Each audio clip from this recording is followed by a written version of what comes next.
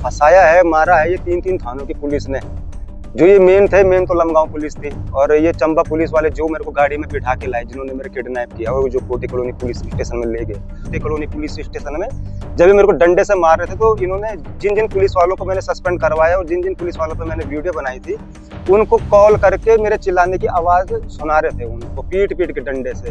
तो उनकी भी निकालो, नंगा किया और डंडे से बेल्ट से मार मार के जब मेरी पेशाब निकल गई, तब ये इंस्पेक्टर धर्मेंद्र रोतेला बोलते हैं कि अभी इस पेशाब को पी की। केशव थरवाल मेरा नाम है, मैं लमगांव प्रताप नगर से। लमगांव का है सर, ये लमगांव टिहरी का। और जो मेरे को फंसाया है, मारा है ये 3-3 थानों की पुलिस ने। जो ये मेन तो लमगांव पुलिस थी, और ये चंबा पुलिस वाले जो मेरे को गाड़ी में बिठा के लाए, जिन्होंने मेरे किडनैप किया और जो कोटी कॉलोनी पुलिस स्टेशन में ले गए। दो थे ये, ऐसे नॉर्मल कपड़ों में आ रखे थे। और ये जो कोटी कॉलोनी पुलिस स्टेशन के जो भी होंगे पुलिस वाले, इनको भी मतलब सस्पेंड होने चाहिए, और ये भी लमगांव के भी और ये चंबा पुलिस के भी सस्पेंड होने चाहिए। और जांच होनी चाहिए इसमें अच्छे तरीके से, या तो सीबीआई जांच हो या फिर और इनका नार्को टेस्ट भी हो, इनका ये जो पुलिस वाले हैं सबका, जो ये बोल रहे हैं कि मैं झूठ बोल रहा हूँ, मैं अफवाह फैला रहा हूँ, इनका भी नार्को टेस्ट हो और कोर्ट करे इनका नार्को टेस्ट। यही उससे तो मैं ये कहना चाहता हूँ कि खुद ही इस केस की जांच करो, अगर आप एक ईमानदार डीजीपी हो तो। अगर नहीं हो तो आप इस वीडियो को भी इग्नोर कर दोगे। अगर आप एक ईमानदार डीजीपी हो उत्तराखंड के, तो खुद ही इस केस की जांच करो, अपने आप ही करो, और देखो कि मैं जो बोल रहा हूँ सच बोल रहा हूँ कि नहीं बोल रहा हूँ। इन पुलिस वालों की लोकेशन ट्रेस करो, ये रात को 9 मई की रात को 12:30 बजे जागते राय में थे कि नहीं थे।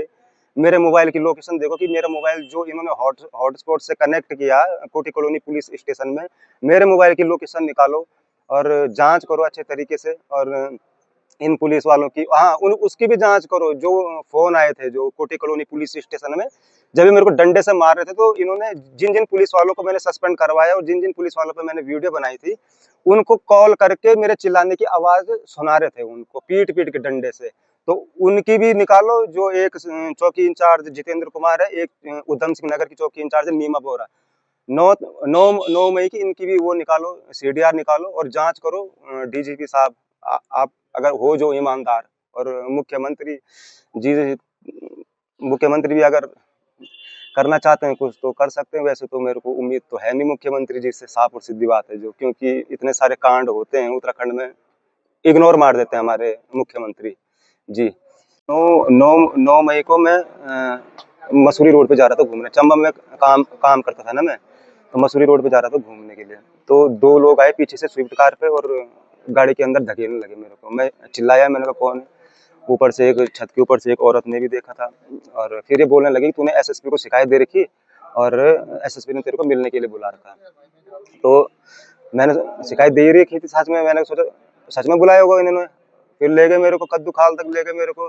फिर आधे रास्ते में इन्होंने इंस्पेक्टर धर्मेंद्र रोतेला और बाबू खान को फोन भी किया इन्होंने कि भाई अब इसको कौन से रास्ते से लाना है। फिर रास्ता इनको मिला नहीं शॉर्टकट, फिर ये वापस से चंबा के रास्ते से ही लाए मेरे को, और फिर ये ले गए मेरे को कोटी कॉलोनी पुलिस स्टेशन में। यहाँ थोड़ी देर में बैठा, फिर थोड़ी देर बाद वहाँ आया धर्मेंद्र रोतेला इंस्पेक्टर, और जैसे वो आया थप्पड़ मारे, मेरे को नंगा किया और डंडे से बेल्ट से मार मार के जब मेरी पेशाब निकल गई, तब ये इंस्पेक्टर धर्मेंद्र रोतेला बोलते हैं कि अभी इस पेशाब को पी की। फिर जब मना किया तो फिर उन्होंने पीटा, फिर मैं पीनी पड़ी वो मजबूरी में पेशाब पी। फिर मारते गए। फिर वहाँ कुछ देर बाद वो आया इंस्पेक्टर सब इंस्पेक्टर बाबू खान आया, संजीत कुमार आए, और जैसे ये बाबू खान आया तो लातों से मारने लगा मेरे को।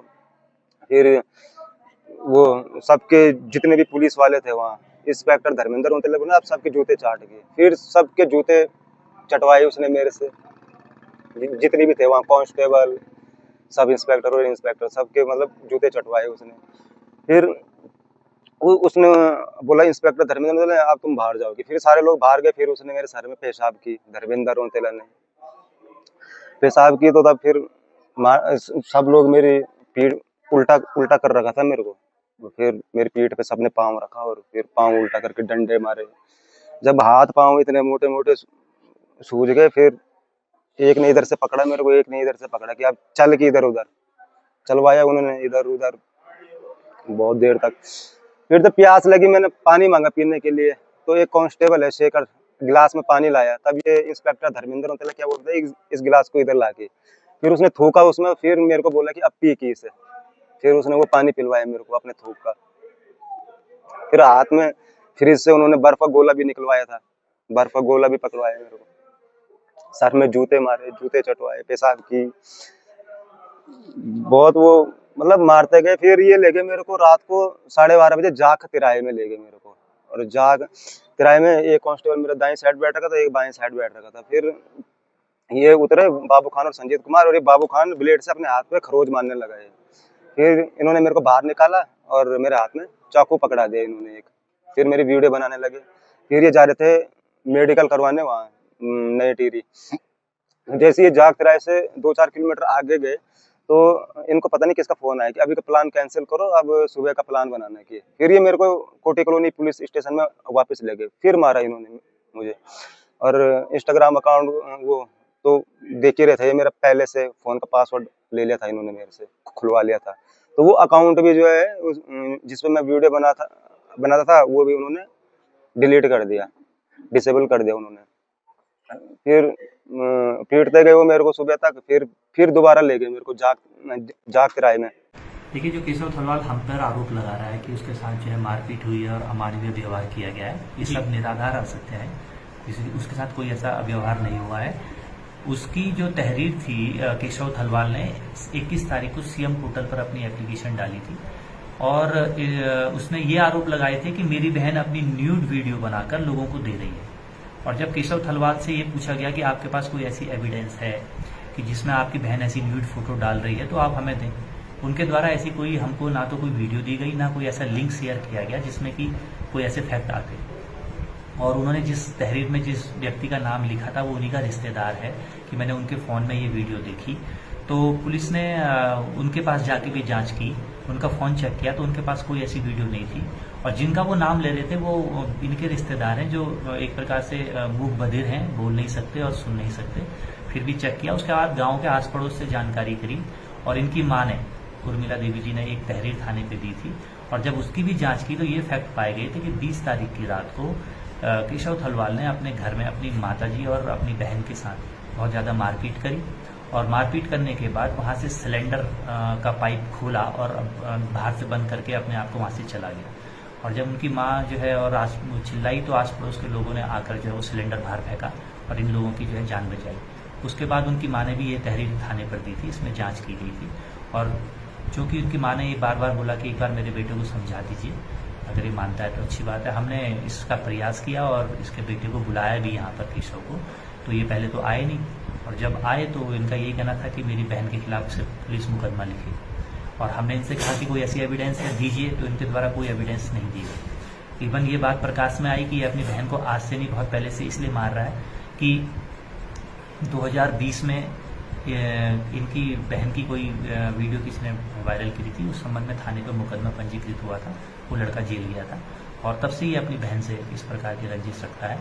और जब ये प्रकरण पूरा हुआ जांच में तो ये फैक्ट पाया कि इसके द्वारा अपनी माँ बहन के साथ मारपीट की गई। अन्य गांव के लोगों ने भी ये बयान दिए हैं। उसके बिहाफ पर पुलिस ने इनके खिलाफ मुकदमा लिखा गया था।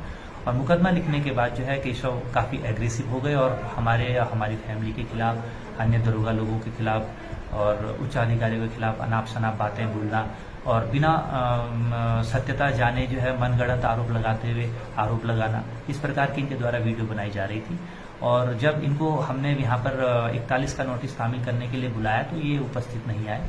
इसलिए आप पर माननीय न्यायालय से NBW लेके इनके खिलाफ जो है अग्रिम कार्रवाई की गई। और दौरान गिरफ्तारी इनके द्वारा जो है पुलिस पर हमला किया गया था, उसका अलग से मुकदमा पंजीकृत है।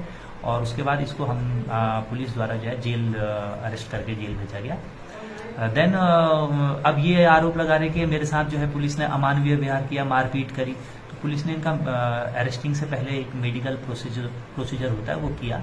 और अगर इनको इतना वो था तो ये माननीय न्यायालय के समक्ष इस बात को कहते या अपना मेडिकल करवाते, जेल में अपना मेडिकल करवाते।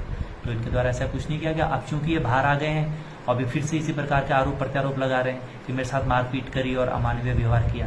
चूंकि आप अपनी तरफ इसलिए लोगों को आकर्षित कर रहे हैं कि मारपीट ना कह के ये कहना कि मेरे साथ जो है मलमूत्र मेरे पे किया और मेरे साथ अमानवीय व्यवहार किया, ताकि एक सद्भावना मेरी तरफ जगह, जबकि इसमें बिल्कुल असत्यता है। ऐसा कोई इसके साथ दुर्व्यवहार नहीं किया गया।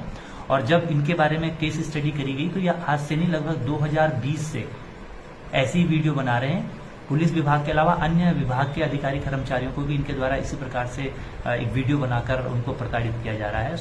हर आदमी एक जैसा नहीं होता है, लेकिन सबको एक ही तराजू पे तोलना ये भी ठीक नहीं है। Subscribe to One India and never miss an update. Download the One India app now.